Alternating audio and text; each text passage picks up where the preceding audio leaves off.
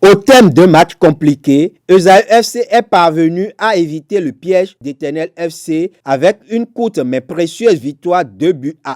Faisal Bachi, le goléador, a porté son équipe et est devenu co-meilleur buteur du championnat avec Malik Tanguy, 8 buts chacun. À la 29e minute, il ouvre le score pour Esaü sur un service de Seibou.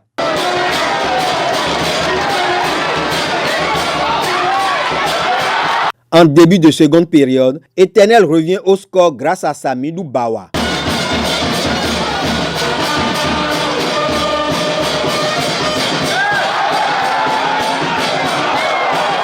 Mais Faisal Bachi va offrir la victoire à Esaü à la 77e minute.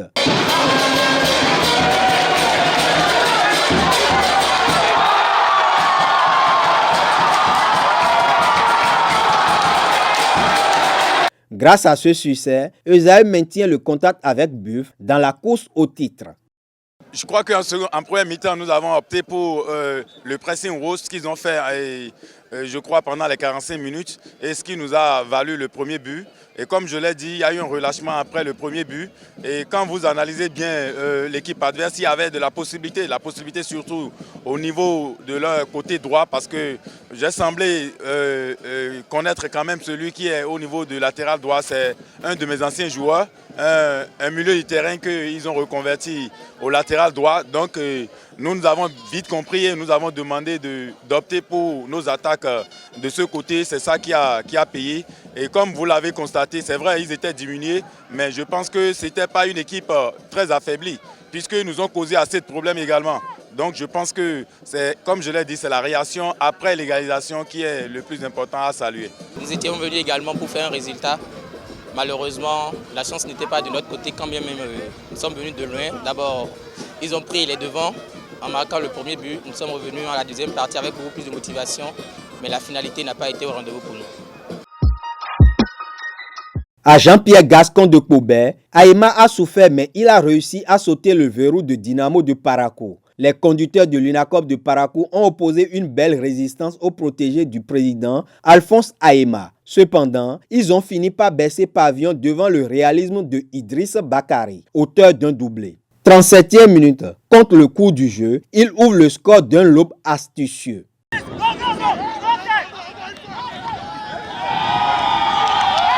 Quatre minutes après le retour des vestiaires, d'une tête piquée, il marque son second but de la partie sur une nouvelle passe décisive de Benoît Gourouedo.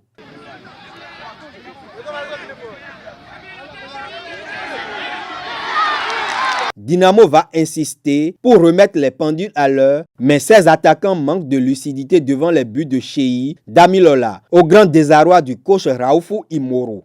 Après plusieurs tentatives, Ganiou Orubata réduit le score à la 75e minute.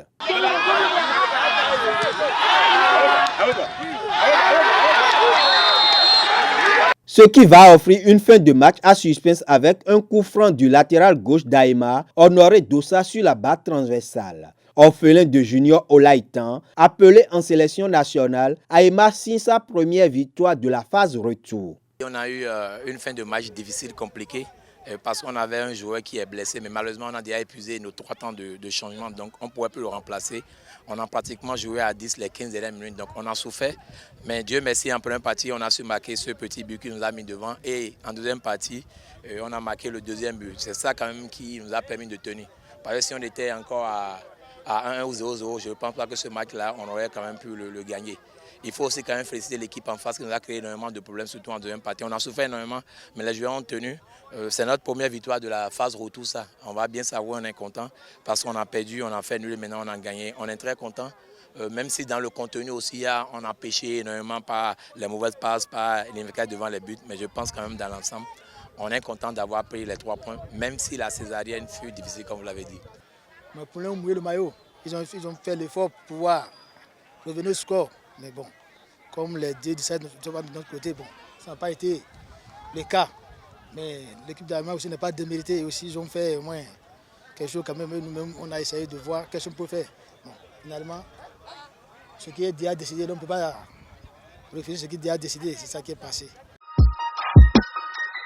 Les requins de l'Atlantique réalisent une belle opération à Lokossa. Les Awisiwasa ont dominé Hodio 2-0. Clément Adaï met les rouges et blancs sur de bons rails à la 17e minute avant que Baudouin Alitonou, d'une frappe enroulée, ne porte l'estocade à la 56e minute. Je suis d'abord ravi des 3 points qu'on a pu obtenir. Le fait qu'on a d'abord perdu le match, les phases allées à Cotonou. Ils nous ont marqué un but, on n'a pas pu égaliser. On les a dominés, on n'a pas pu égaliser.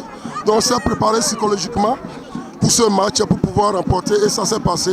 Nous rendons grâce à Dieu. Perdre un match, l'impression c'est qu'on est déçu. Parce que quand on a vu le contenu du jeu là, on ne doit pas perdre le match parce qu'il nous a manqué ce soir de concentration et d'efficacité devant le but.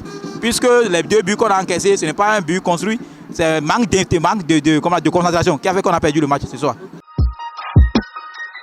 À René Pleven, Damissa FC a tenu en échec AS Cotonou 1 but partout.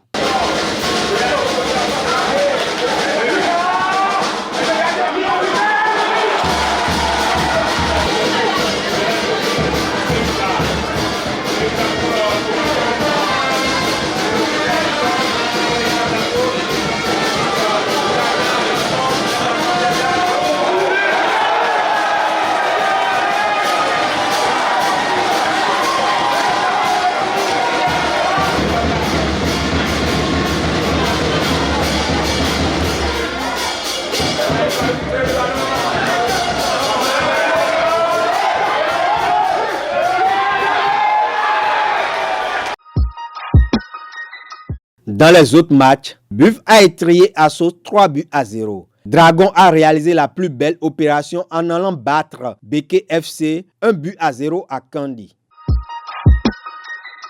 14 buts ont été marqués au cours de cette journée pour 5 victoires, dont une à l'extérieur, celle de Requin, contre un seul match nul. Buff conserve son écart de 5 points sur Esae, deuxième avec 24 points. Dragon grimpe à la 3e place au détriment de Beke. Dynamo de Parakou et Assos restent dans le bas du classement. La Super League Pro va connaître une 13e journée décisive. 3 grosses affiches sont au programme et concernent les 6 premiers au classement. Le mercredi 9 juin, Dragon 3e reçoit le leader, Buffle FC à Charles de Gaulle. Aïma 5e se déplace sur le terrain de Beke 6e. Le jeudi 10 juin, Requin 4e accueille Esae 2e. Pour les autres matchs, AS Cotonou affronte Hodio à René Pleven. Duel des mal classés entre Dynamo de Parakou et Assos à Parakou. Damissa FC rencontre éternelle.